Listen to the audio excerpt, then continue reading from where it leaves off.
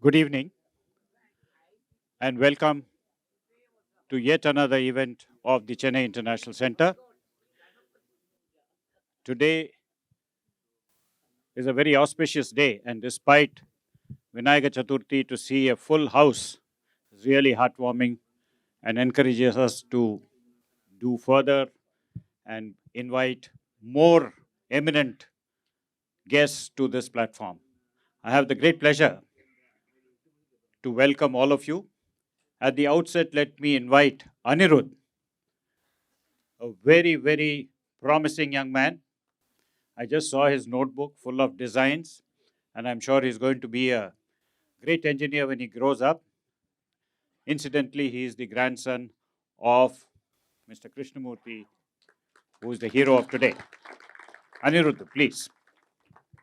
Good evening, everyone. My name is Anirudh, and I welcome you all to the book release function of my grandfather's book titled Beyond the Ballot Paradoxes of Democracy. May I request Mr. Justice Ramasubramaniam, Mr. N. Ravi, Director of the Hindu Group, Mr. T.S. Krishnamurthy, the author of the book and my grandfather, and Dr. C. Chandramouli of Chennai International Centre to come to the dais. Thank you. I have the pleasure and the honor to introduce formally our three guests for the evening. Mr. T.S. Krishnamurthy is a distinguished civil servant and a former Chief Election Commissioner of India, remembered for his integrity and reforms in strengthening democratic institutions. A 1963 batch officer of the Indian Revenue Service, he held several key positions in the Government of India, including the Central Board of Direct Taxes, before being appointed as Election Commissioner in January 2000. In February 2004, he assumed charge as the 13th Chief Election Commissioner of India. He is best known for conducting the 2004 general elections, the largest democratic exercise in the world, where he introduced innovative measures to enhance transparency and efficiency in election management. His stewardship ensured free and fair polls, reinforcing people's faith in democracy. Beyond public service, Mr. Krishnamurthy has remained active as a speaker, advisor, and writer, engaging with issues of governance, electoral reforms, and ethics in public life. His distinguished career reflects a lifelong dedication to strengthening India's democratic fabric. It's a pleasure, sir, and an honor to invite you to this platform of CIC. Today, we are honored to have Justice V. Ramasubramaniam. He is a former judge of the Supreme Court of India, widely respected for his scholarship and clarity in judicial reasoning. After completing his law degree from Madras Law College, he enrolled as an advocate in 1983 and practiced extensively in civil, constitutional, and service law. Elevated to the Madras High Court in 2006, he went on to serve as a judge of the Telangana and Andhra Pradesh High Court and later as Chief Justice of the Himachal Pradesh High Court in 2019. The same year, he was appointed to the Supreme Court of India, where he served until his retirement in June 2023. Known for his lucid judgments and balanced approach, Justice Ramasubramaniam contributed significantly to constitutional and administrative law. His legacy reflects deep commitment to justice, equity, and good governance, making him one of the most respected voices in the Indian judiciary. It's an honor to welcome you, sir.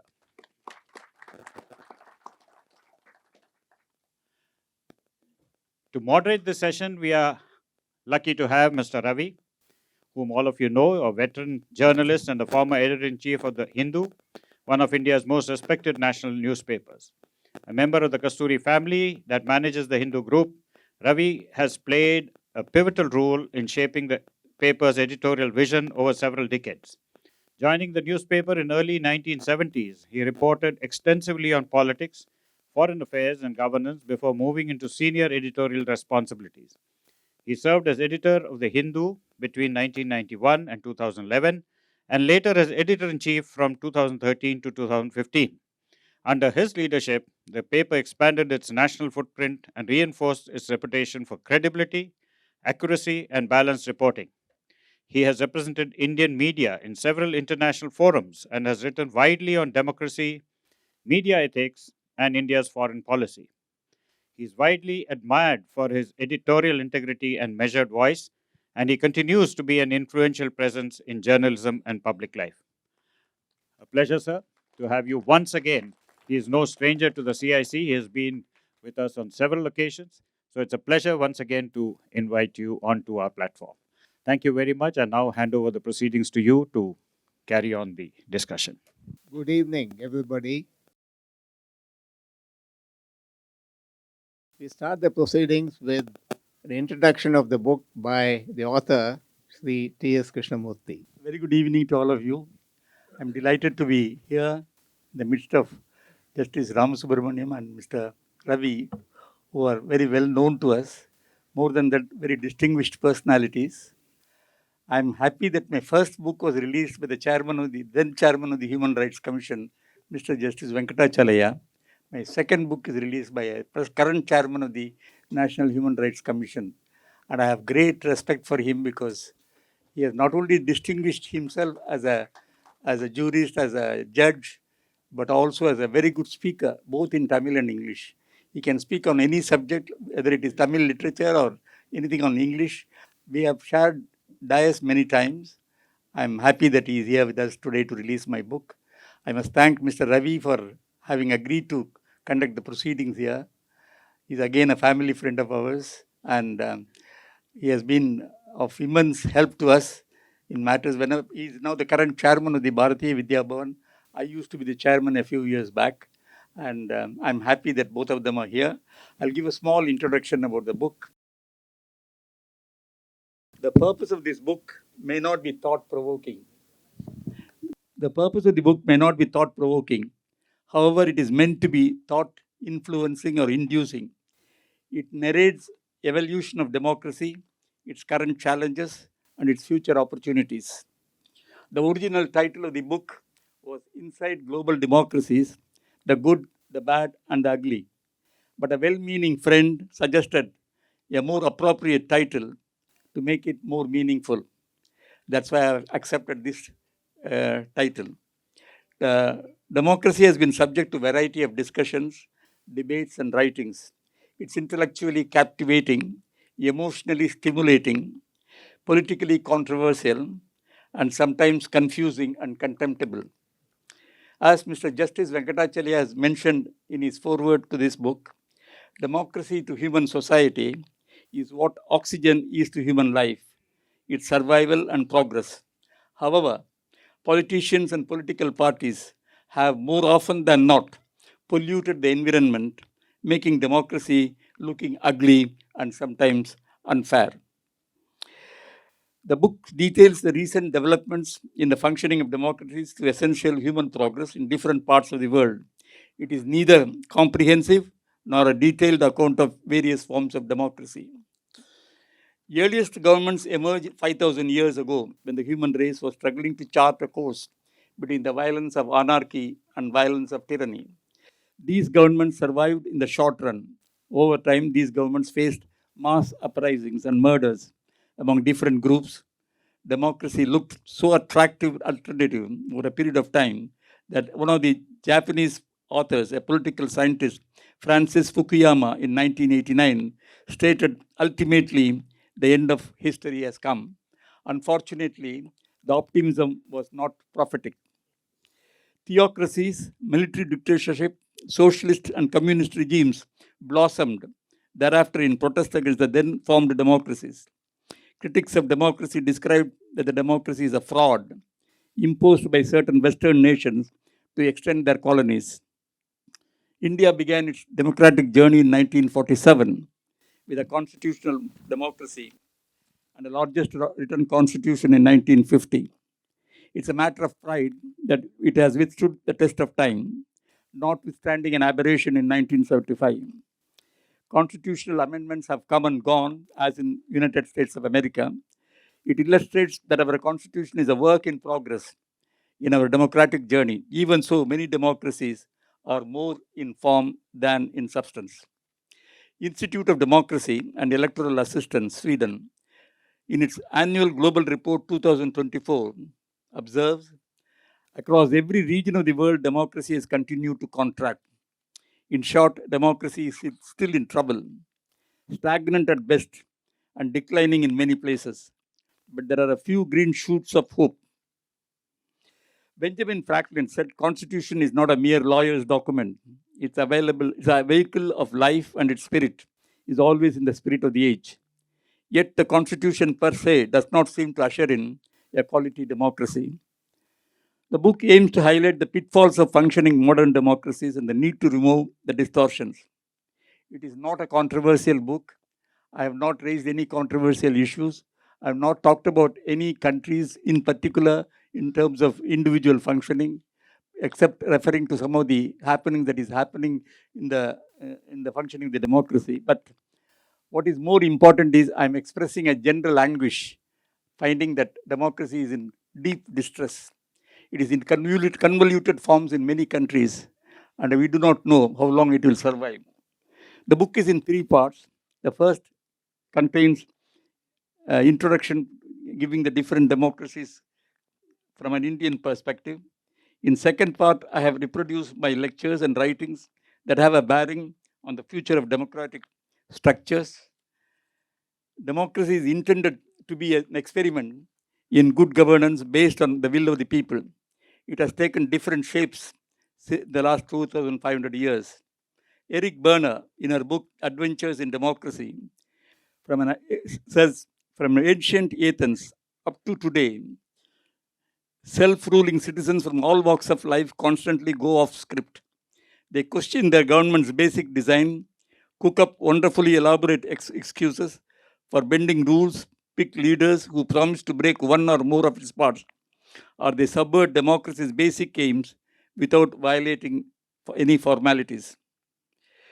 The most important ingredient of modern democracy is the respect and compliance for the rule of law. According to the World Justice Report of Rule of Law Index 2023, rule of law eroded in a majority of the countries during 2023 due to authoritarian trends. The world remains gripped by a rule of law recession characterized by executive overreach, curtailing of human rights, and justice systems that are failing to meet the needs of the people. According to William Newcomb, co-founder and president of the World Justice Project, India is placed 79 in this index, which calls for serious introspection, especially in the areas of judicial delays and enforcement of human rights. Equal voice, equal freedom, equal opportunity, equal share of a common pie, equal respect. These are just not slogans. People rally to them for good reasons that have nothing to do with the left or right ideologies. Gaping inequalities make some people dangerously vulnerable to the power of others.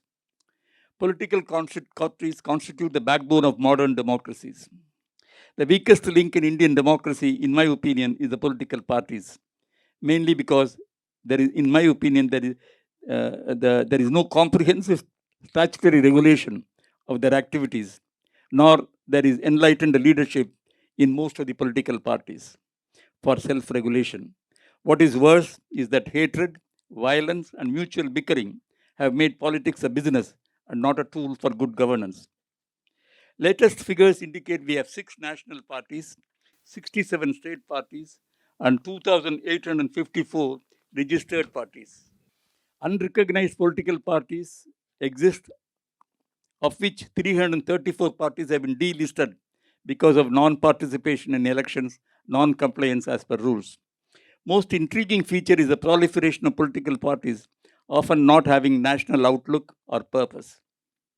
Apart from the reform of political parties, other areas requiring focus are funding of elections, candidate selection for elections, voting system to make it more representative of the voting population, effective prevention of criminals from active politics, frequency of elections, disciplining of election campaigns to exclude violence, hatred, and loss of public properties, and better and effective role of media and opposition parties. Voter registration is acquiring more importance because of migration of entitled voters within the country and immigration of illegal voters claiming to be citizens. You must all be following the newspapers and the TV channel these days. Election Commission is the butt end of all criticism in respect to the voter registration. I've always said voter registration is the primary responsibility of the Election Commission, but there is a secondary responsibility of the political parties and the individual citizens, because these voter registers are made available well in advance to the public and the political parties for the scrutiny. Unfortunately, many of them do not look at that. Only on the date of the election, they realize that names have been omitted. It's a massive exercise, and this registration of voters is done by employees of state governments. They go around the villages, they are supposed to ensure that the names are correctly included. It is true, voter register is not perfect in our country. I have no doubts about that. But to say that voters have been excluded because the votes have been lost for a particular party, or that they have been included because they have been biased in favor of a particular party, that's very unfair criticism. Mistakes are there in the voter register, but it is not with a purpose to steal elections. Although voter register is made available to political parties and voters in advance for scrutiny, the secondary responsibility is not being discharged properly. A recent phenomenon in electoral management is the intervention of foreign governments and foreign agencies to influence the electoral outcome. Unlike usual forms of military intervention or economic coercion, subtle methods are deployed by countries to influence the voting pattern, voter registration, and election campaigns, though through misinformation and disinformation. Surprisingly, scant attention seems to have been paid, although limited research findings clearly indicate substantial interventions. Information technologies now make it possible to influence party funding, voter turnout, media canvassing. Michael Thoms and Jessica Weeks have revealed in an article that public opinion and foreign electoral interventions have revealed these interventions polarize the public along partisan lines, and that even modest forms of electoral interventions can divide and demoralize the country, thereby undermining faith in democracy. In their opinion, it can be destructive tool, sowing public discord, ending faith in democracy without provoking the level of public demand or for retaliation. While Western democracies evolved from military power, material wealth, and international trade, it is ironic that they employed many undemocratic methods to exploit the colonies, having fragile and unstable governments. Yet they have the audacity to proclaim that they were championing and protecting democracies, notwithstanding their manipulative and exploitative methods of deployed to protect their own national interests. People's movements in many countries to make democracies more welfare oriented often failed due to external and internal forces. I have a lot of points to say, but I think in the interest of time, I will not go too much into the details. But some reforms have been recommended by me to make democracy survive successfully. Decentralization of power in favor of local self-governments, restoring the primacy of rule of law, not in words but deeds. I think Justice Ramasubramanian is the protector of the human rights now as the chairman of the Human Rights Commission. I'm sure he's facing any number of problems all over the country as to the violations of human rights. Judicial reforms to make justice delivery quick and credible, applying brakes on misuse of executive authority, such as pardons, rewarding extravagantly legislators with pecuniary and non-pecuniary rewards at public cost, favoring civil servants, tilting to oblige politicians in power, electoral reforms, especially curbing role of money and muscle power, quicker disposal of election petitions due to electoral disputes, regulatory improvements to promote media neutrality and constructive opposition, reforms of international organizations such as UN, IMF, G20, G7, WTO, and ultimately more deterrent and quicker punishment against political corruption and political elitism. The Nobel Peace Laureate Roberta Tum beautifully sums up the essential value of democracy. Peace cannot peace cannot be without justice. Justice cannot exist without fairness. Fairness cannot exist without development. Development cannot exist without democracy. And democracy cannot exist without respect for identity and worth of cultures and peoples. Handled properly with maturity, skill, and dexterity, democracy can survive and succeed. The stakeholders, political parties, media, constitutional institutions such as parliament, judiciary, election management body, public audit authority must discharge their responsibilities in responsible, sensitive, and accountable manner this mammoth exercise. No doubt it is easily said than done. Democracy was ushered in human history with noble objectives to boost the human progress and welfare, but it seems to have lost its steam for various reasons. The strongest feature of democracy, I say, is its fragility and its proneness to failures. It indeed calls for enlightened leadership all round. We need not be pessimistic. Representative democracy should not be allowed to degenerate into a rule of mediocres having utter contempt for rule of law and public accountability. I say, unfortunately, representative democracy is really not representative in many countries.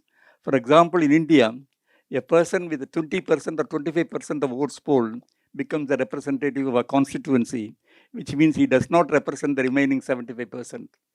So there is an urgent need to give up this principle of first past post. We need to make our democracies more representative. Although India has reasons to be proud of its democratic record, especially when all our neighbors have done dismally to protect constitutional democracy, we have a long way to go if we wish to play an effective role in preserving and protecting democracy as a powerful institution. We have had rich experience, though not adequate. We need to take more active remedial measures to provide valuable lessons. To conclude, in the words of Bernard Levin, The Times, London, remember this: if democracy of India fails, the end of democracy itself will be in sight. But we who live in democracies must keep the flame alight, however dark the surrounding world is. So, with these words, I introduce my book. As I said, the main purpose of the book is to make you think of the areas where democracy has to improve. And if democracy is not improved, it will automatically collapse. There is no doubt in thinking that democracy will survive in spite of any problem. The collapse of democracy is always warning you unless and until periodical reforms can be introduced. With these words, I introduce the book to you. I am sure we will request Mr. Justice Ramasubramaniam to release the book and he say his thoughts about democracies. I would like to invite 2 or 3 people to receive the book. The first will be Mr. Swaminathan, a 101-year-old person.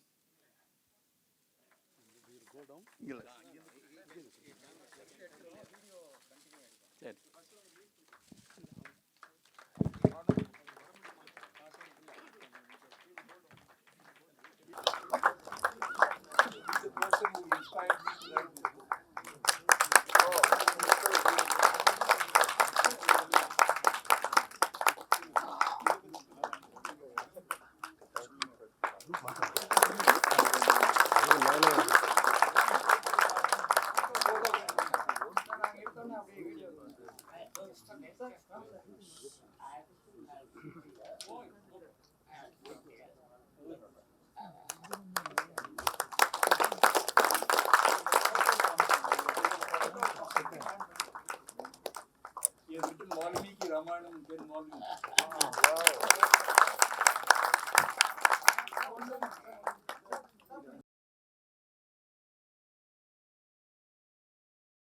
By the way, the last row, can you hear me? Yes. Hear me? Can you hear me? Yes. You know, I'm going to speak 4 minutes later. So please, hear me from here without mic. May I request that Siddharth to come and listen. They have helped me in shaping this book.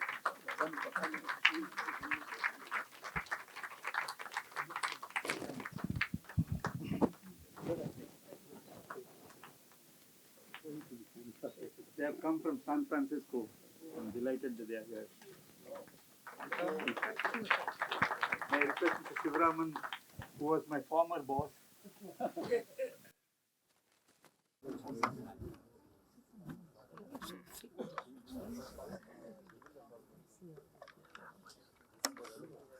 Archana Patnaik has come.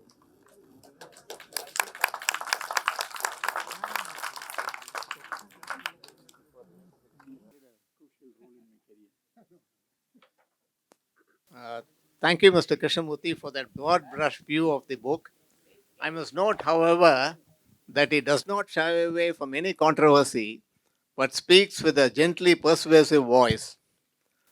With that, I request Mr. Justice Ramasubramaniam to address the gathering. Thank you. I respected Mr. T.S. Krishnamurthy, Mr. Ravi, the distinguished invitees. I must confess that I never expected such a huge crowd. I thought it will be like our water turnout. But today we have a gathering which is much more. The percentage of probably the percentage of invitees and the attendees is much more than the water turnout in any election, which means educated people are willing to attend such functions rather than going to the polling booths, which is one of the ills that this book highlights. Mr. Krishnamurthy has talked about his book. Before we talk about the book, we must also talk about the author. Is it not? But he can't talk about it. We will have to talk about it.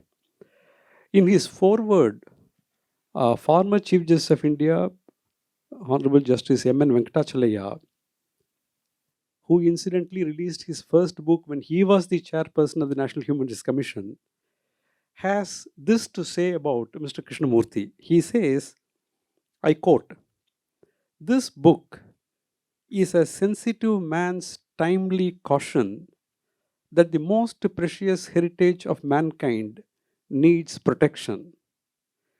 Sri T.S. Krishnamurthy is truly Nikos Kazantzaki's concept of dutiful man who accepts the gross matter that God entrusts him with and turns into spirit."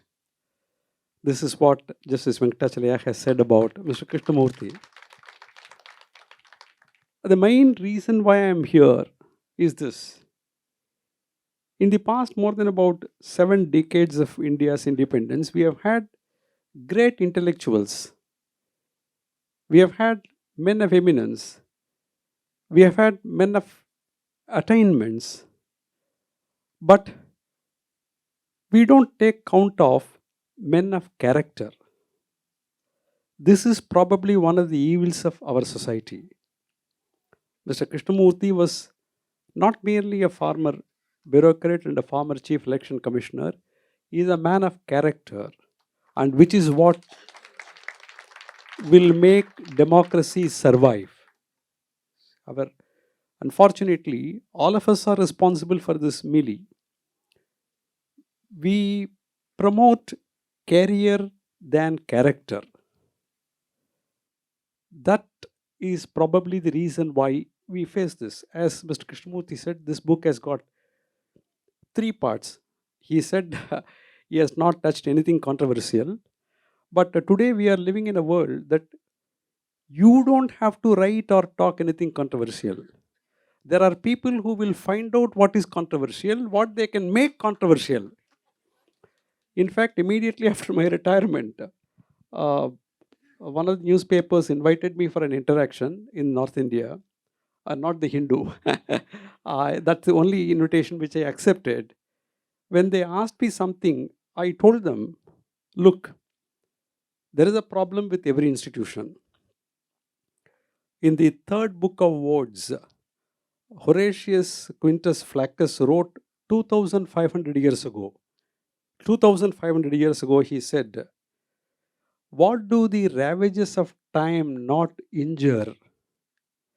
My father's age was much worse than my grandfather's age. So what shall I give my children in turn? A world yet more corrupt."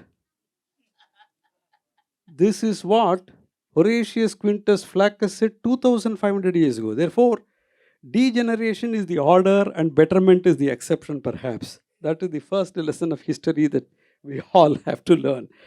So I said in the interview, in the newspaper interview, that there is a problem with every institution, and my institution can not be an exception.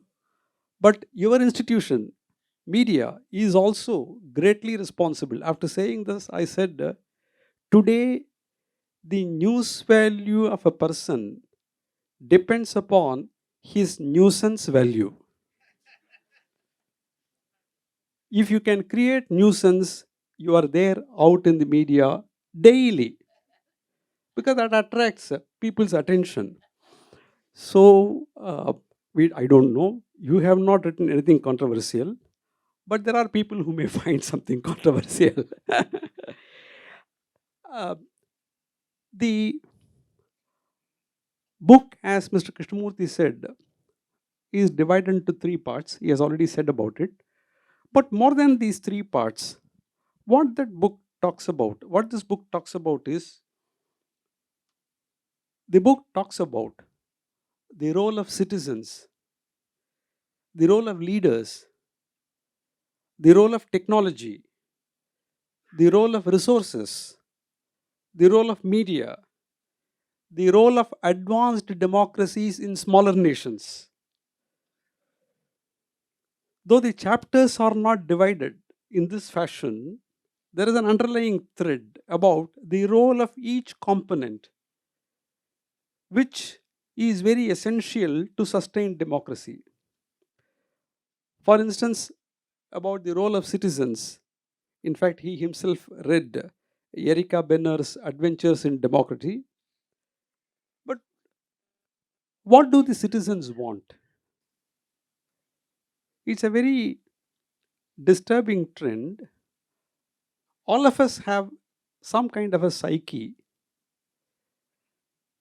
We want, in a country like India, we want a democratically elected dictator. Examine yourself, introspect. Who is the leader whom we like most? A democratically elected dictator is the person whom we like most because if a we talk about political parties, if a political party is truly democratic, there cannot be a single leader for more than one day. So there is something that the citizens have to think about. How do leaders emerge? There is a very interesting portion in this book which talks about how leaders emerge. I think this Arun Ram is the person who talks about it. There's a very interesting quote. I'll just take it out and read out. It's a very interesting quote from Arun Ram's article. I think it's at page 118 or so. He says, in the first stage, you become a goon. You are a mafia. Then in the second stage, you acquire some kind of charisma. Then you become a leader. This is what he says. Our politics, this is an article written by Arun Ram in his column in the Times of India on 25th July 2024. I quote, our politics has deteriorated to such an extent that it may no longer be appropriate to use the phrase criminalization of politics, which implies that something is pure, which is being corrupted by crime. Today, it is a vicious symbiosis of politics and crime breeding each other. Today, virtually every political party has four kinds of people: goons, organizers, orators, and intellectuals. I think intellectuals will fit into all the first three categories also. He has been very kind to intellectuals. To be successful, one should have one of these profiles, unless he or she is born into a political family. If one does not have the last three skills, the first one helps in the initial years, that is being a goon, until he or she acquires another to graduate to the next level. As one moves up the ranks, position, and power often help whitewash the dark past. Though some leaders wear their violent roots as a badge of honor and depend on new recruits to run their dictates. From extortion of small businesses to intimidation of big rivals, These foot soldiers have important assignments that every party cannot do without. Many of them get away with it, but when a crime becomes high profile, they end up in the dock. This is what he says. So, how do leaders emerge? Is something that we have to think about. And he has talked about the influence of foreign democracies, rule of law. He's talked about rule of law. There is something which I want to tell you about rule of law and welfare state. People want a welfare state, but what do welfare states do? There is something all of you know about this Ottoman Bismarck.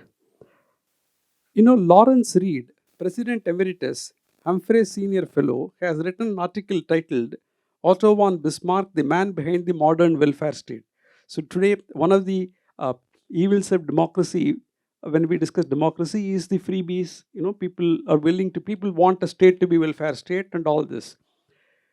In his article written in November 2022, he says, the late political humorist Tom Anderson once said that the welfare state was so named because the politicians get well and the rest of us pay the fare. Economist Walter Williams claimed that it was like feeding the sparrows through the horses.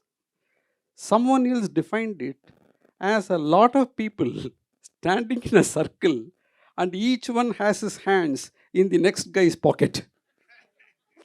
Personally, I think it is a scenario in which politicians offer security but ultimately deliver bankruptcy, both financial and moral. Perhaps the most eloquent critics of the welfare state come from economist Thomas Sowell. He says, the welfare state is the oldest con game in the world. First you take people's money away quietly, and then you give some of it back to them flamboyantly. It has always been judged by its good intentions rather than its bad results. It shields people from the consequences of their own mistakes, allowing irresponsibility to continue and to flourish among even wider circles of people. It is really not about the welfare of the masses, it is about the egos of the elites. So, this is what he wrote in that article. So, what a democratic state should do? Should it be a welfare state?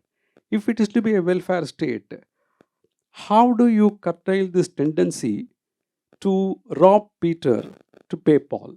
This is one of the interesting questions. And rule of law. In the last chapter, Mr. Krishna Murthy talks about how we can improve the rule of law. But there is a problem with rule of law also. See, World Justice Project, which prepares the rule of law index, which Mr. Krishnamurthy has talked about in the last part of his book. There is a very interesting study. The scores and rankings of this World Justice Project rule of law index are based upon 8 primary factors. What are those primary factors? Number 1, constraints on government powers. Number 2, absence of corruption. Number 3, open government. Number 4, fundamental rights. Number 5, order and security. Number 6, regulatory enforcement. Number 7, civil justice. And number 8, criminal justice. Apart from these 8 factors, there are also 44 sub-factors on which scores and rankings are made. In the year 2022, the country of Denmark was ranked number 1 in the index, and Venezuela was at the bottom of the list of 140 countries. We can all heave a sigh of relief because Venezuela is there at 140. India was ranked at number 77 with a score of 0.5 out of 1. India was placed along with Sri Lanka, Guyana, Ukraine, Uzbekistan, Suriname and Thailand, all of which were assigned a score of 0.5 out of 1. But what happens is, there is another group called PRS group, which is a geopolitical risk ratings firm. They prepare what they called International Country Risk Guide, ICRG, which assesses the risks presented by government instability, threat of asset expropriation, transfer and payment delays to forms of internal conflict, terrorism, and corruption. So, if you look at the factors that they employ, parameters they employ to relax the IRCG index, those factors are completely different. But when I did some analysis, I found that there is a particular country where, in the freedom of press index, freedom of expression index, that country is at a very low level than India. But in terms of rule of law index, they are far ahead of India. When I went into the factors, I found that that country protects investors' interests to a great extent. Therefore, the rule of law index for the country is high. So, at the geopolitical level, what matters is whether you provide a huge mass of consumers, whether you provide fields to be exploited, whether you succumb to pressure. This is something which, that is why many of the countries, advanced countries, are interested in promoting rule of law in other countries. There is an interesting study as to why some government is interested in promoting the rule of law in other governments. The Carnegie Endowment for International Peace published an article by Raquel Kleinfeld on September 4, 2013 on the topic how to advance the rule of law abroad. Normally, one should be concerned about advancing rule of law in his own country. But they say how to advance rule of law in rule of law abroad. Improving the domestic rule of law in other countries is crucial to a host of Western policy goals. So what says they say when they give the statistics, it is something very, very alarming. And one of the findings is culture is an important and overlooked element of the rule of law. If citizens ignore laws, then only a despotic state can uphold them. If the press and citizenry do not expect public servants to obey laws, then there will be no social pressure to keep corruption in check. Professional culture may also impede the rule of law. So, this article supports the endeavor of many countries to advance rule of law in other countries, but the kind of money employed, the number of departments that function in other countries for promoting rule of law in certain countries is really disturbing. That is one of the aspects which is being highlighted in this book by Mr. Krishna Murthy. In fact, I had marked several portions of the book, but I don't want to read all of them because I wanted to buy and read it. So I don't want to convert this into an audio launch of the book. Thank you very much.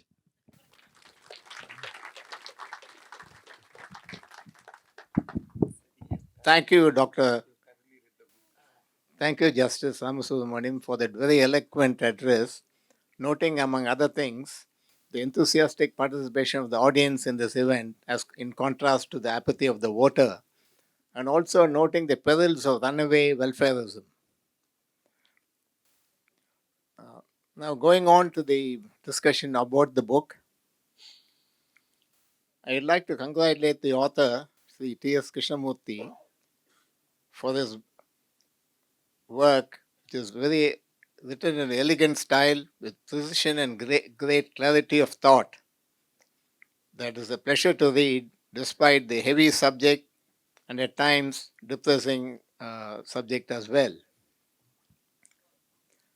In fact, I had picked up the same tribute by Justice Venkatachalaya, but Justice Ramasubramanian beat me to it. Gone are the days when the Election Commission came into public view only in times of elections. But now, the front pages are filled with the Election Commission being the target or the focus of political controversy and contention. In a sense, the arbiter seems to have been dragged into the conflict himself.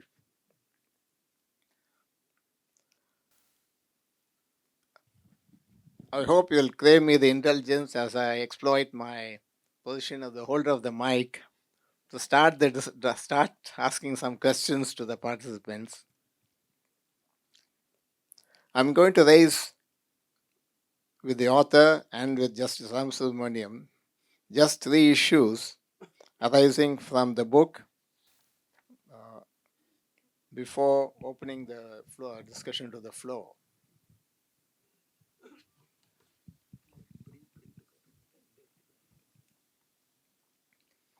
First, the title of the book is Beyond the Ballot.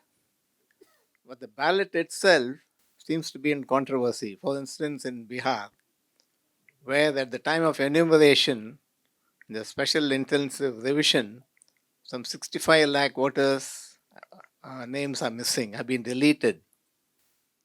And now it becomes a responsibility of the voter to provide documents to get himself or herself registered. And of the 11 documents prescribed, the Supreme Court has added the 12th, which is the Aadhaar. But many of them in rural Bihar, particularly given the levels of literacy, may not be able to produce such documents. How should the Election Commission respond to including those who have been left out, even if it amounts to just 1.8% of the electorate?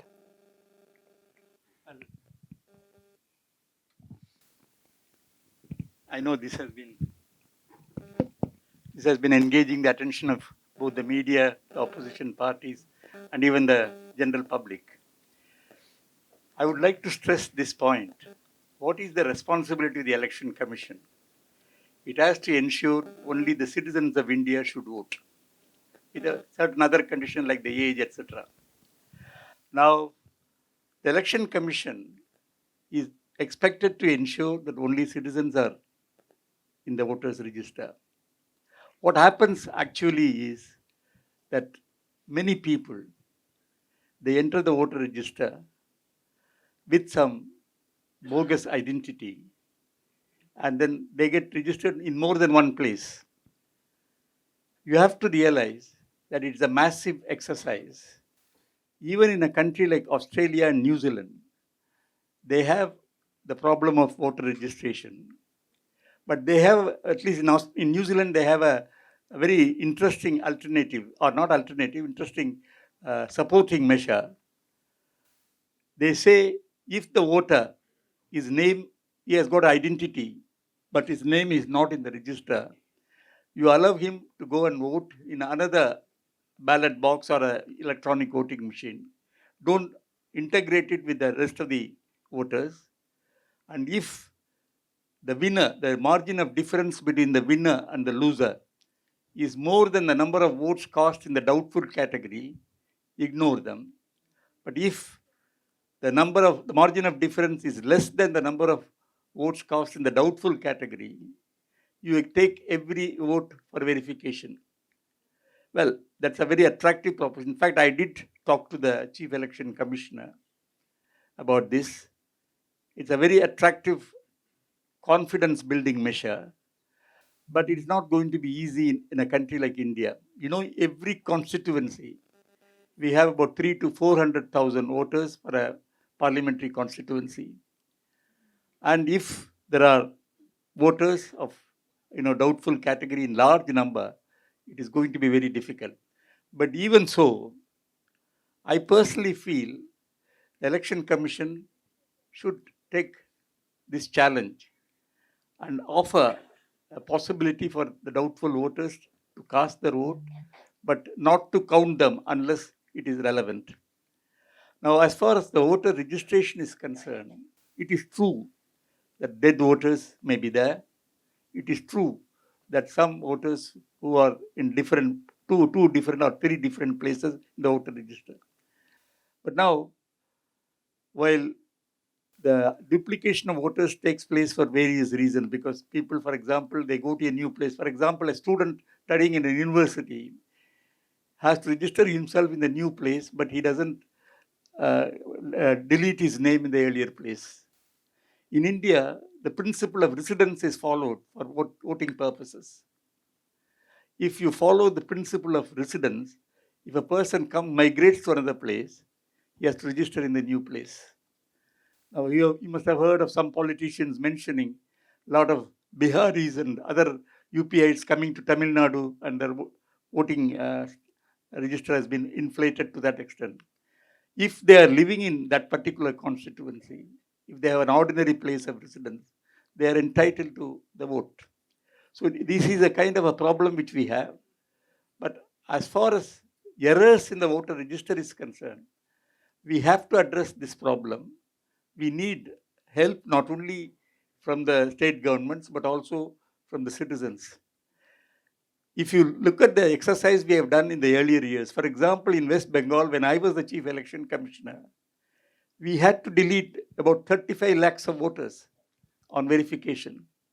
We have a system of door-to-door verification quinquennially, once in 5 years, but otherwise open the register for inclusion and exclusion during the year throughout. But the problem is real, but the way in which it is being interpreted as to say that votes have been stolen is very difficult to digest. There are, for example, I saw some TV interviews where 40 addresses are supposed to be given from a particular building, whereas hardly about 5 or 6 people are living there. It's a fact that the people came there, they registered their names, but moved out. Because they come to a place, for example, if a person coming from Bihar to, say, Karnataka or Tamil Nadu, he wants the address, he wants ration card, he wants Aadhaar card. So he registers again. He doesn't have an address. He stays in one place and moves to another place. But there are some agencies who provide address. Address is given and the voter identity is obtained. We have real problems in this regard, but it is not going to be easily solved by the Election Commission alone. We are giving free voter register to all political parties. They are expected to examine this. They are expected to bring the mistakes or to point out the mistakes. So, I mean, in all, I would say that there are errors in our voter register. It needs to be removed, and it needs joint effort with the Election Commission, the political parties, and the voters. Thank you, sir. My second question is addressed to both Justice Ramasubramaniam and Sri T.S. Krishna Murthy. And this is the issue of disqualification of persons facing criminal charges. Generally, such disqualification would seem to run counter to the fundamental principle of presumption of innocence until proven guilty. I would like to get your views on whether such disqualification at all should be made. You want me to answer first, then email? See, unfortunately, in this country, the judicial system is fraught with too much of delays. With the result that persons charged with the heinous crimes, they are under investigation, they are under court scrutiny for a long time. Then we have different layers of appeal. With the result, a person accused of serious offences can be out of the prison or out of conviction for at least 10 years in many cases. I think Mr. Raja is one of the advocates here sitting here. He knows how cases are getting delayed, and many people with dubious integrity, they contest for election because you cannot deny them the right to contest. And in such cases, you find that criminals entering politics, by themselves, it is okay if criminals enter politics. They pollute the system. They not only are not good lawmakers, but also they bring in a lot of disadvantages in governance. So we have suggested from the Election Commission that persons accused of serious offences, punishable with imprisonment of 5 years and above, should be debarred from contesting the elections if the court of competent jurisdiction takes a prima facie charge sheet and finds him liable to be at least investigated. There's a prima facie case for that. And in spite of suggesting this for more than 20 years, I wrote a letter to the Prime Minister in 2004, July. It is there in the website of the Election Commission, suggesting 24 reforms for the elections. Unfortunately, those which were decided by the Supreme Court, the government of India, the political parties have not taken any initiative to bring about these reforms. So these particular judicial, criminals entering politics, it is a sad fact that we find many people contesting elections and they are either convicted or acquitted after 20 years or 25 years because of the layers of appeal. Now, in the case of a government servant, if he is indulging in any malfeasance or misfeasance, he is suspended and he is reinstated or dismissed depending upon the result of the investigation. Contesting election is not a fundamental right. And if civil servants can be suspended and prevented from doing their duties till their investigation is complete, I see no reason why politicians charged with serious offences and the court frames the prima facie charge sheet and not the police. The court comes to a conclusion. In such cases, we should prevent these people from contesting the elections.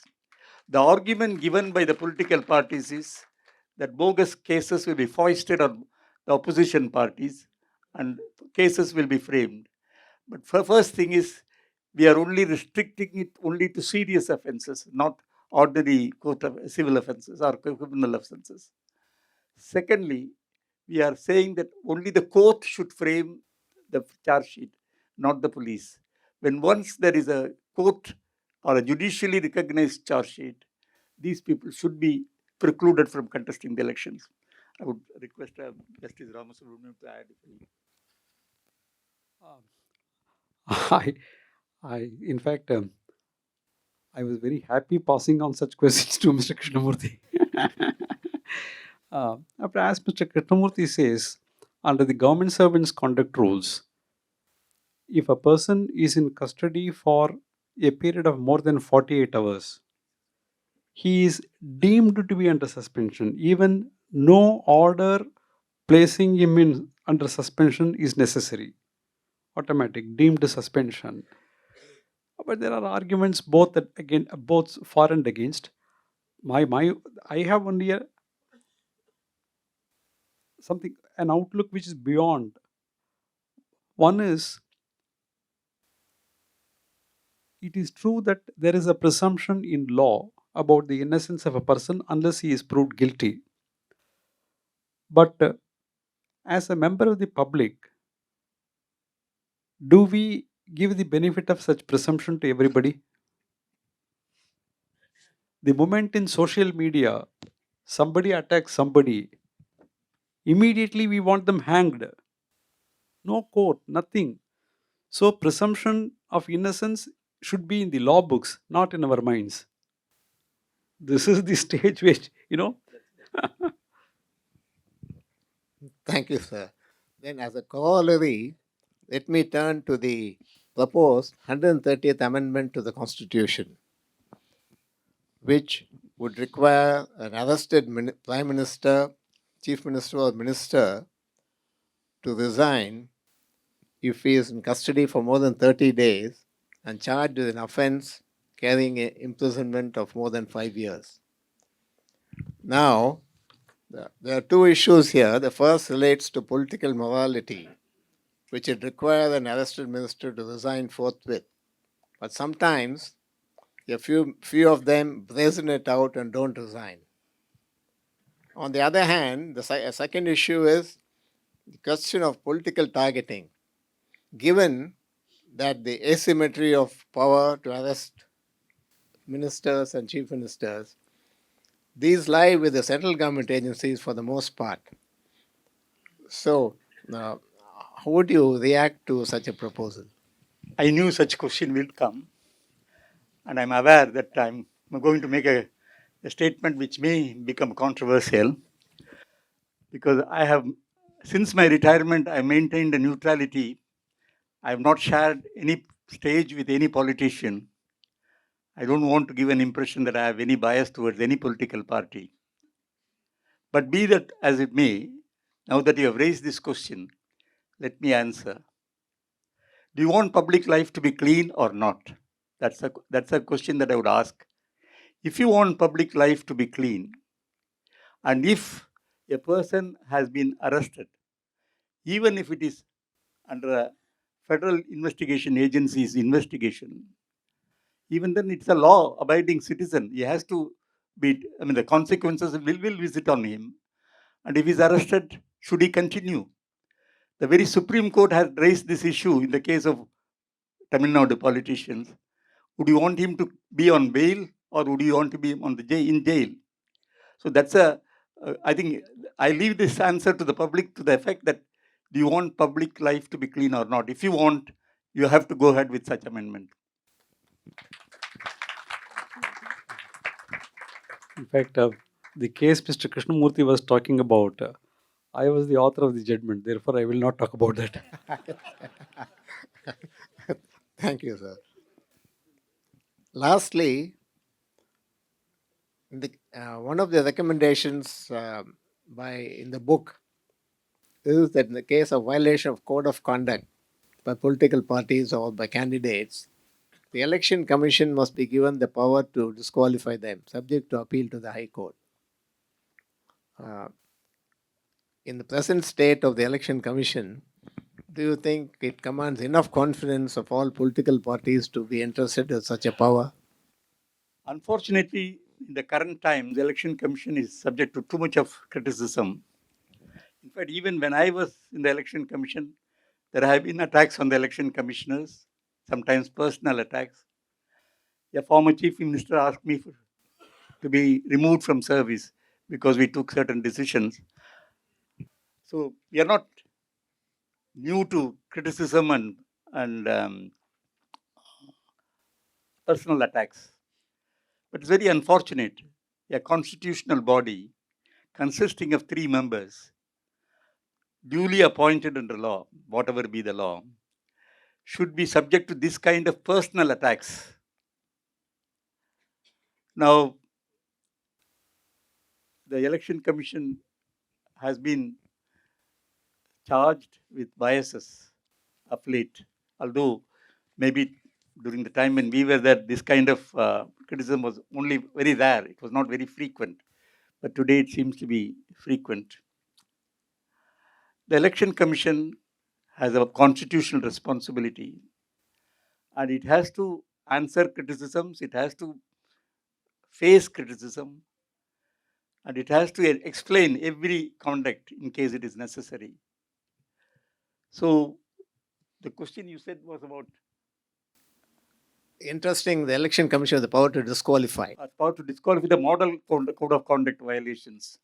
I strongly believe that some violations of by the political parties and politicians during the election times should deserve not disqualification, but at least monetary penalty or a disqualification in the sense for a limited period of 3 years or 5 years. In fact, this I have been suggesting it even from 2004 that some portions of the model code of conduct need to be given legislative backup and the legislative amendments should come in so that we need not imprison any people, but we can certainly disqualify a person for a period of 3 years or impose a monetary penalty. I'll tell you of a particular case where the Prime Minister of this country used a state plane to travel from one state to another place. He took a state helicopter, came to the border of the state, and then took a taxi from the border to the other state. He used the state aircraft. We said this cannot be done. The political party was asked to pay the entire expenses to the government. So these are some of the things where I feel unless and until Election Commission is given an authority to enforce some kind of a discipline among these erring politicians, you cannot have clean public life. And the sooner it is brought, the better it is. I know recently the law relating to simultaneous elections, it is under the inquiry by a joint parliamentary committee. 2 or 3 judges have said, I think retired judges have said, Election Commission has been given an extraordinary authority that in case you are not able to conduct an election, then it has to take, the Election Commission can have the discretion to postpone the election. Well, normally the Election Commission confines itself to the provisions of Constitution and the Representation of People's Act. For example, when the Gujarat riot took place, we had to postpone the election beyond the constitutionally defined time limit. But we did it with the approval of the Supreme Court. In fact, the Supreme Court asked us, when would you like to complete this exercise? So we gave a 2 or 3 months time, then we will be able to complete. There was a time when probably the many voters were not available, and so we had to infuse confidence among the voters. So we did go beyond the time limit prescribed, but only with the approval of the Supreme Court. The Election Commission doesn't delight itself by postponing elections. But if there is a need, we should. And if there is a need, we should cancel the elections, which we did in Chapra when one of the former leaders of the JDU, he contested the elections, and we found bogus votes had come in into and the song room was opened in the midnight. We found all bogus votes. The polling officials were driven out by the gundas. With the result, we had to cancel the election, countermand the elections.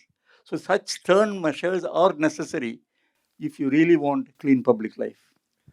Thank you, sir. Now we are open for discussion, questions from the floor. How many questions? So my first question is to Mr. Krishna Murthy. I'm not able to see the person. I'm here. I'm Could here. you also introduce yourself? I'm Qasim. My question is simultaneous elections at all possible, considering that we took almost 2 months for the recently concluded parliament elections? If we have to do the entire exercise, do we have the men and material to make it possible? I have one more question. That's to Justice Ram Subramaniam. Is anything being done to speed up the delivery of justice? We as Aam Admis are suffering.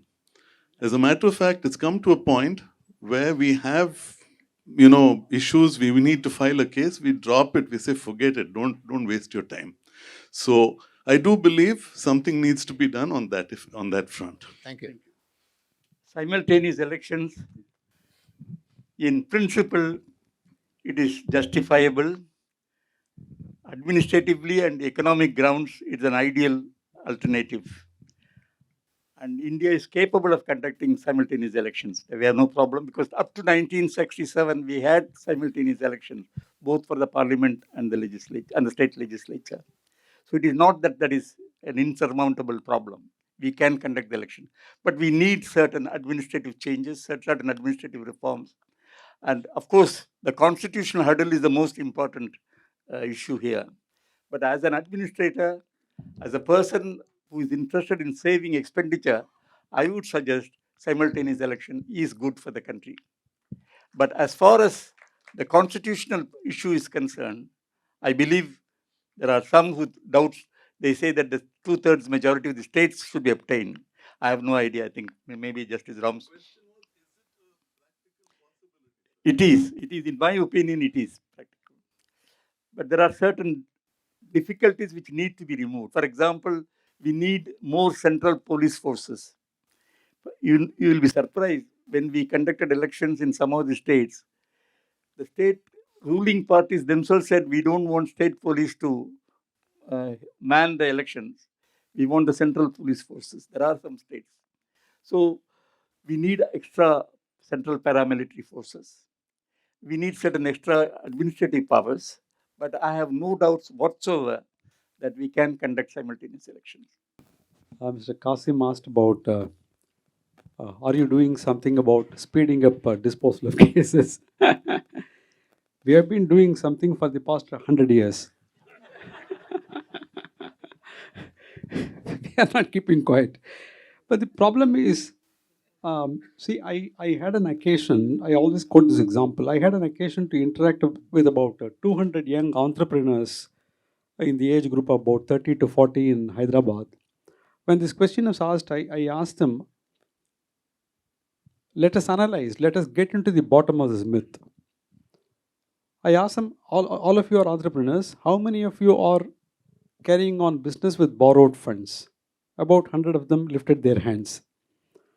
Then I asked them, has any one of you committed any default for reasons which are beyond your control? Bona fide reasons. I'm not talking about wrong people, right people. Many times we are not able to meet out deadlines genuinely. How many of you have committed default? At least 20 of them raised their hands. I said, if you want a immediate justice delivery system, fast track, go to court 1 week, 2 weeks, get justice. Suppose the person who lent money wants to bring your property to sale tomorrow, and the system of administration of justice is on fast track. Would you like it? What do you tell when the bank comes to your doorstep to take your property? What do you tell your lawyer? They all said, sir, we tell our lawyer to get time. Do we give? Yes, sir, you give more than the time we need. Then I asked them, how many of you are working from rented properties? At least 70 of them showed their hands. Have you entered into agreements? They said yes. What is the date on which you are supposed to vacate as per the agreement? If a notice is served, on the 16th day I am supposed to vacate. Would you like to vacate or would you go to court? They said we would go to court. Why? Because we need time. We can't vacate within 15 days. We have a lot of things to arrange. Then I said, see, we all want quick fix solutions when we are on one side. When we are on the other side, we want time. I said, look at why, if courts are not delivering, why do people come to court? Why should number of cases keep on increasing? If somebody is not delivering a product or service to the satisfaction of the consumer will ensure that the shop is closed. But the consumer, namely litigants, are not ensuring that the courts are closed. They want more and more. Why? Because many of them, 50% of the litigants who come to court only for taking time. And that service the court is rendering very efficiently. Therefore, what are the steps taken? We have created huge number of tribunals, income tax tribunal, administrative tribunals, securities appellate tribunal. Instead of courts dealing with certain cases, we have created specialized bodies, National Green Tribunal. So these, despite all the creation of so many tribunals, the number of cases keep increasing. We don't have sufficient manpower. I will tell you, I was entrusted with the task of appointing about 174 civil judges junior division. Now, we don't get people, very, very bright, committed, hardworking people we don't get. This is one of the greatest risks here. For selecting 5 candidates, for selecting 8 candidates for Pondicherry, 860 candidates applied. After the examination, not even 5 qualified. Out of 174, we had to lower the standards to select 174. 10,000 lawyers applied. You see a lot of black coats, black gowns, but then when they take exams, it's a problem. We are not getting adequate number of hands. Already the judge population ratio in this country is very low. We have created a lot of tribunals. It could not be addressed. We have created fast track courts, could not be resolved. When fast track court, 30 days, instant justice, POXO cases, within 30 days, there are cases where within 30 days, judgment delivered. Whether justice delivered or not is a different question. Judgment delivered. Therefore, there are huge risks. The problem is not something which in foreign countries what happens is it is not not only in India that people, okay, let us not go to court, it's a waste of time. In foreign countries, let us not go to court, we will become bankrupt. In developed countries, so people fear going to court in advanced countries because of the huge costs involved, huge rackets. This is something, when we move an inch, we slide about a feet. That's how things have happened. Thank you, sir. Mr. Swaminathan had some remarks. He is actually a distinguished author and translator of the Valmiki Ramayanam and a centenarian. Mr. Swaminathan, for 5 minutes, please. I don't. My profession, I'm a chemical engineer. I don't think, even at 100, I think I can be heard clearly. Can you hear me clearly?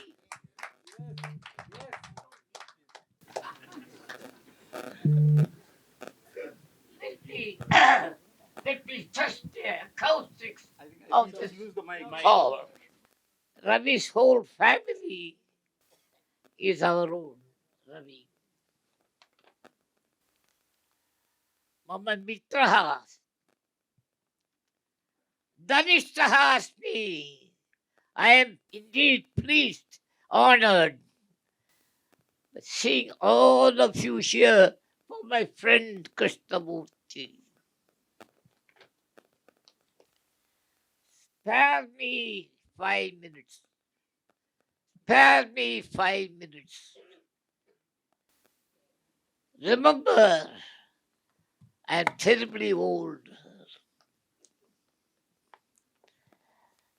More importantly, I claim this right to speak a few words because I am privileged to know Krishna Murthy. At 102 or 101 rather, I am the oldest boy of my PSI school. And remember, T.S. Krishnamurthy did not study in the school, but became the honorary president of my school. Thus I came to know him. And again, Krishnamurthy, I had a very close association.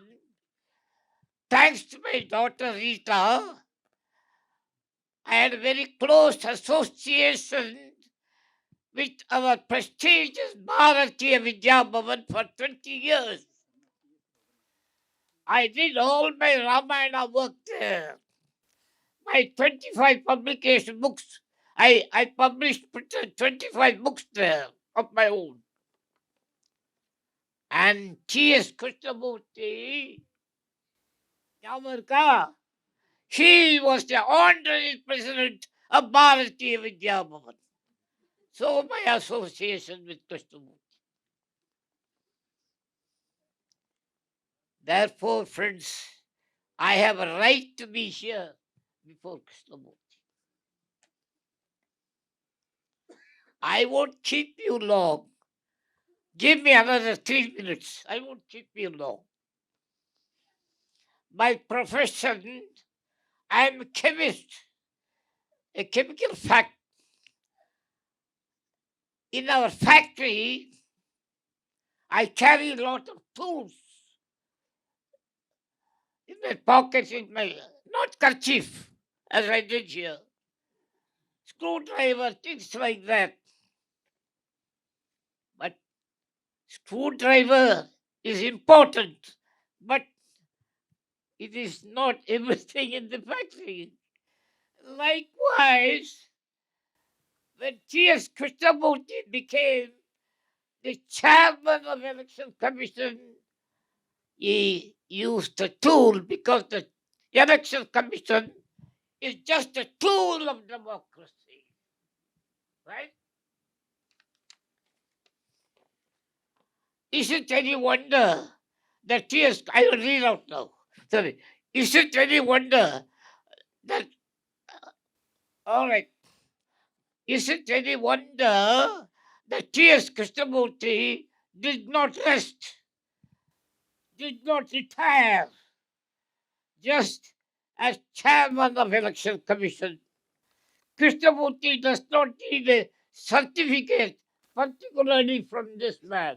I am no lawyer. I'm a chemist. I assure you this much. The fishermen என்ன பண்ணுவோம்னா வலைய வீசி போட்டேம்மா. The fishermen used to say, we have stretched the net far and wide. The spectrum of democracy is that. Democracy is stretching far and wide.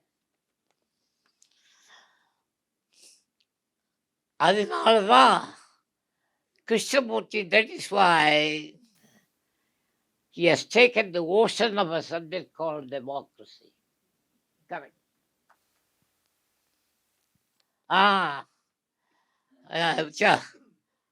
இதை சொல்ல மறந்து விட்டேன். சொல்றேன் இதை முடிச்சு விடுறேன் ஒரே நிமிஷம். மகரிஷி Valmiki wrote a history on life of Prince Rama. ராமனை பற்றி ஒரு கதை எழுதினார் Valmiki. He became later king of Ayodhya, Rama. But remember this, Valmiki wrote a different purpose in his life. He did write the story of Rama. Yeshaha Veda Sammatam Natra Samsaya. He wrote a Veda, he wrote truth, he wrote Dharma. Likewise, when Krishnamurthy writes, he remembers this. When Krishnamurthy writes anything, even the first book, oh, yes, I read this first book. The second book, I am sure, not just the mechanism of election or democracy, you'll go deep into the matter. You'll, like Valmiki, he will spread. That is all that I would like to say. I have a very close relationship with this man. For various reasons, I have just enumerated before you. Thank you. Thank you, Mr. Swaminathan, for that very eloquent tribute to Sri Krishnamurthy. We move on to another question. So my humble pronouns, sir. My humble pronouns to distinguished guests and others. I am Bhaskar Krishnamurthy. Sir, I have just 3 questions. I'll finish it in 1 minute, sir. Please, sir, one question per yes, sir. Sir, person. why is it that the right to vote is not a fundamental right? Article 19 speaks generally, in general terms of freedom of right to expression. But actually, Article 326, if I'm right, actually gives right of the citizens to enroll himself or herself as a voter. So the Article 326 stops with the right of enrollment as a voter. It does not speak of anything like right to vote. Thank you, sir. Why is it that it is not a Actually, fundamental you can right? address the first question. If you ask me why voting right is not a fundamental right, I think you have to ask the constitutional framers, not me. But the point is, the voting right all over the world is given to certain people, not to all the people. Of course, India gave the universal franchise when many countries didn't give vote to women. So, the framers of Constitution wisely decided to give the voting right, but it was not made a fundamental right for obvious reasons. Obviously, the voters cannot go to the court that I must have this right to be enforced. But there is one country where compulsory voting is there, like Australia.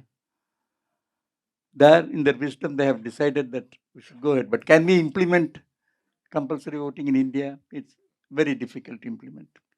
So voting right has certain restrictions and certain responsibilities. And when you make it fundamental, then you may have to enforce it in a manner that it may not be possible to enforce. So having regard to these considerations, I presume the framers of the Constitution did not consider this as a fundamental right. Thank you. Sir, Then the next question, please. so good evening. I am Subramanian. Your point regarding debarring of the candidates who are facing heinous crime charges is very much appreciated. But already Supreme Court has delivered a judgment where by virtue of that representation of people has been amended that every contesting candidate has to disclose the criminal antecedents of the crimes or charge sheet facing. When that is has been come into force, is it not the duty of the electors to verify? Because in my little opinion is none of them are bothered to see the website of the elections website to verify the antecedents.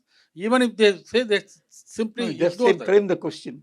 Question is, as such, citizens themselves can debar the candidates after seeing that affidavit. That's Well, all. it depends upon the wisdom of the voter, that's all. So good evening, sir. My name is Lakshman. 1 minute. See, so as per the judgment of the Supreme Court, the criminal antecedents are to be disclosed. If they fail to disclose, if they get elected, they are liable to be disqualified. But the problem is, today, what is the society in which we are living? Today, I think some of the voters elect candidates who have large number of criminal antecedents. They think that is an achievement by the candidates. Therefore, unless the law prescribes disqualification, voters have repeatedly elected them. Correct? Dr. So good evening, Chandramouli, sir. My name how is. many questions do you have time for?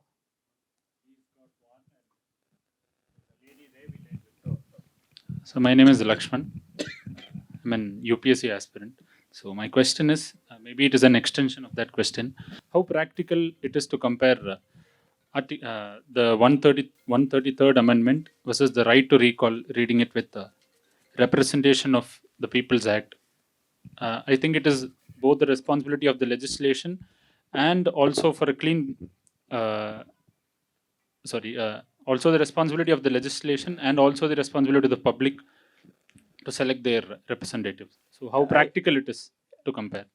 As an idea, I support recall of the politicians as a kind of a check on the performance of the politicians on specified conditions. It is there in some countries like Switzerland and others, but how far it is practicable in a country like India? For example, in Switzerland or Canada, 50,000 voters have to initiate a move for recalling the politician. In principle, it is very good, attractive, and I think it is commendable. But in India, is it possible? For example, we have constituencies, particularly parliamentary constituencies, of where the voting population about 4 to 5 lakhs, and it is going to increase, which means, suppose, can we say 50,000 people alone can take the initiative for a recall in a constituency of 5 lakhs? It is 10% of the voting population. So these are questions which have to be considered. But as a principle, it is a good check on the performance of the elected representatives. We should consider having recall, even if it is not implemented, at least some, but the recall should have one condition. He should not be recalled within 6 months or 1 year of the legislature tenure. I would say after a period of 2.5 years, or that 50% of the tenure is over, then the recall provision could be given. The voter can be given, but provided you specify a number of voting population who will take the initiative for a recall. You have to make a judgment whether 50,000 is adequate or 100,000 is adequate. But it is a good provision which should be considered. One more, just adding to what he said. See, take for instance a constituency where the 5 lakh voters. the the person who gets elected gets only about 1.2, 1.5 lakh votes. The person who loses gets about 90,000 votes.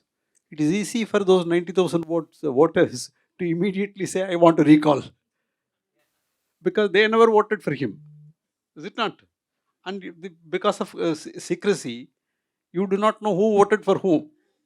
Therefore, the person who voted for other candidate can, so there are a lot of complications. Here, solutions which apply to other democracies are lit with lot of dangers when they are applied to our democracy.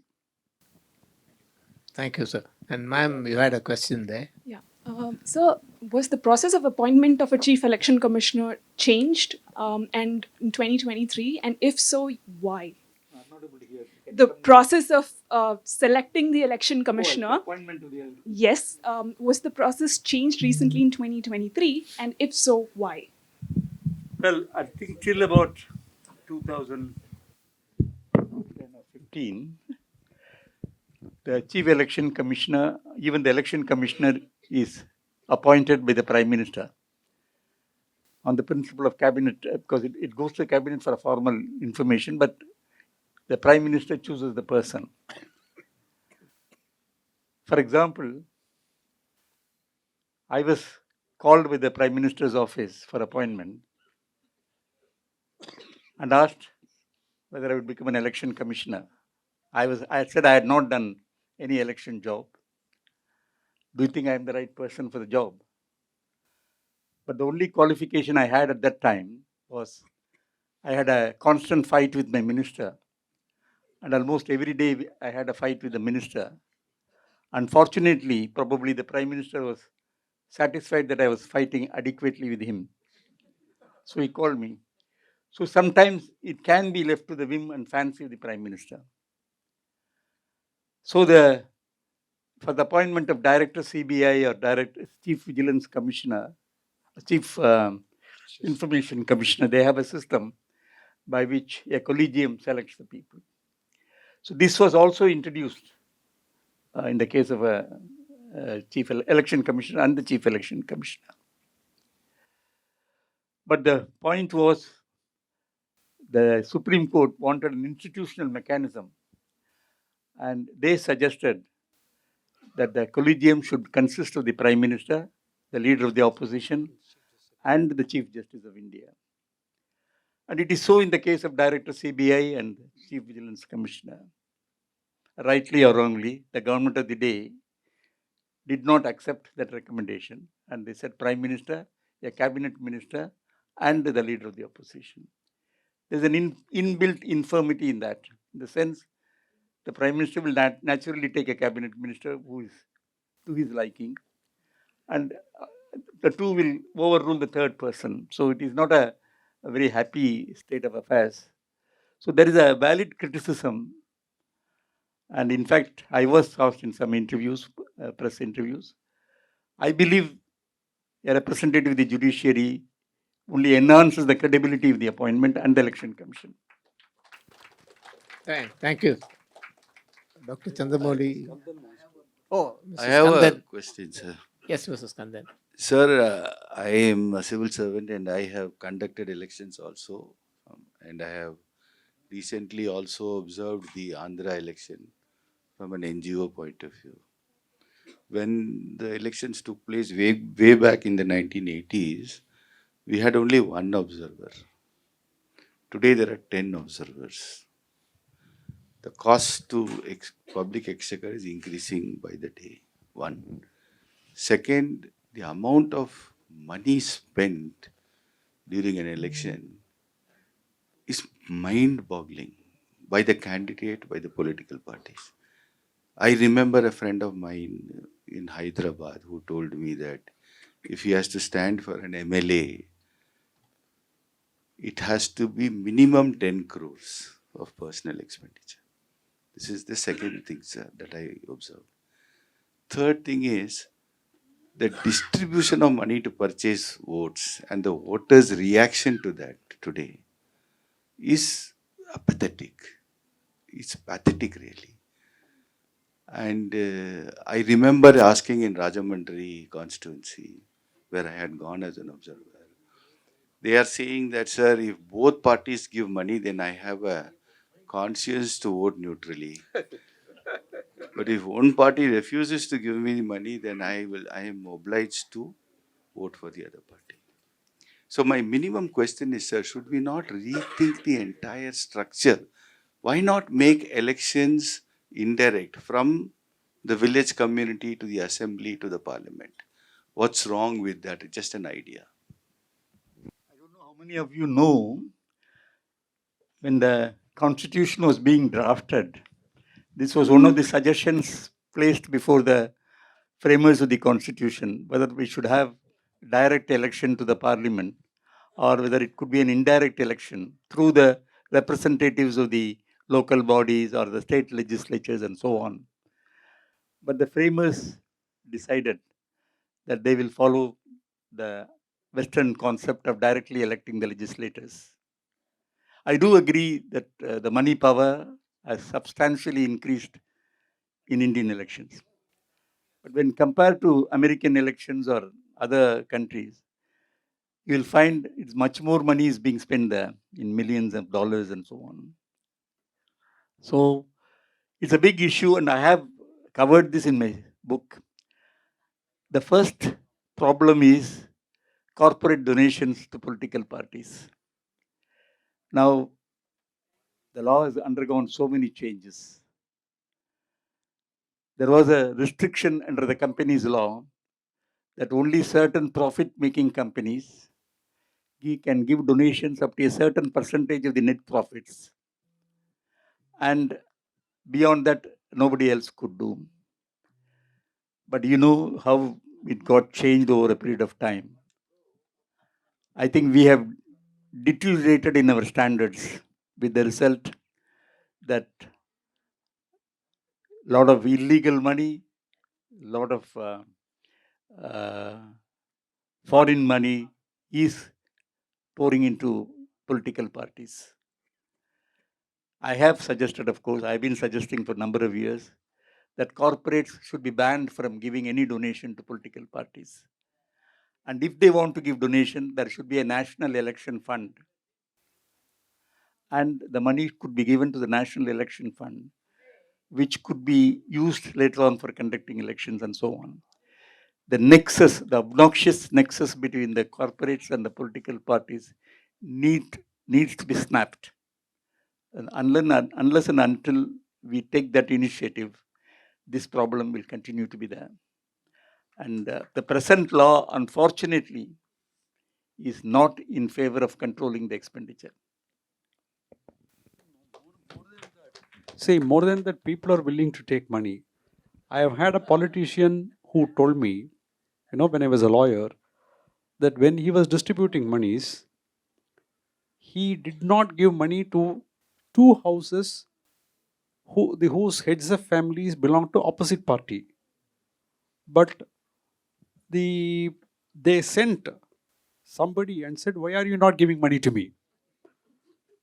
My husband or my spouse is in the other political party, but I have not decided whom to vote.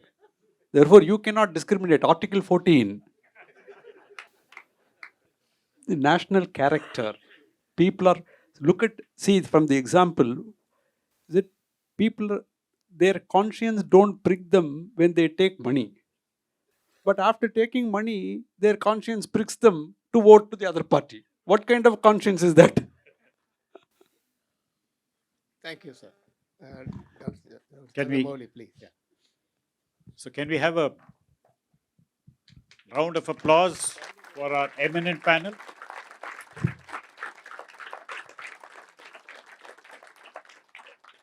Well, I can empathize with Mr. Krishna Murthy. He counted on people to make the election a success. Well, I had to count people as the census commissioner. And I know that whatever we do is just, and people count. Yes, sir. Whatever we do, we really cannot satisfy all sides. So to end on a very light note, I'd like to just share an anecdote where when I handle elections As Mr. Skandan said, I was the joint CEO over here. I had a superior who was similarly named. So there were complaints to him. He sent the complainants to me, and I in turn sent it to the election officers in the field. The next day, the headline said, Iru Chandrangalum irukkum varai Suryan udikadu. But the Suryan won. And we got a statement from the other side saying that we had colluded with the other party.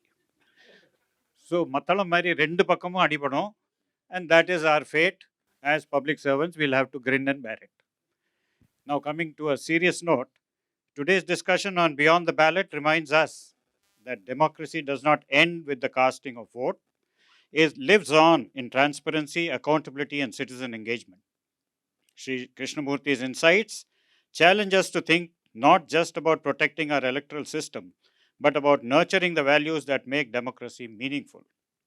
Let us carry forward this conversation with the seriousness it deserves and with the hope that informed dialogue can pave the way for lasting reform. Thank you very much to a very, very encouraging audience. Despite being a very auspicious Vinayaga Chaturthi day, you have turned up in large numbers. Thanks to Mr. Krishnamurthy for giving us this opportunity of hosting this event. I thank Justice Ram Subramaniam for coming all the way and gracing this occasion. And of course, to Mr. Ravi, who's always been our well-wisher and mentor for conducting this event so beautifully. Thank you very much.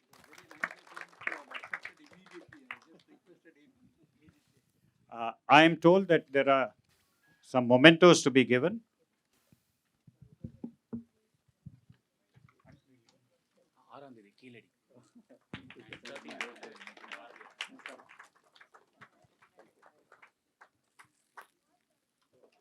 An announcement on the next event. On the 6th, we meet for a discussion on the Kiradi excavations. And on the 13th. On the 13th, we meet for an event by Mr. Malan on Bharadiyar as a journalist. I'm sure you would all be here to witness those events too. Thank you very much.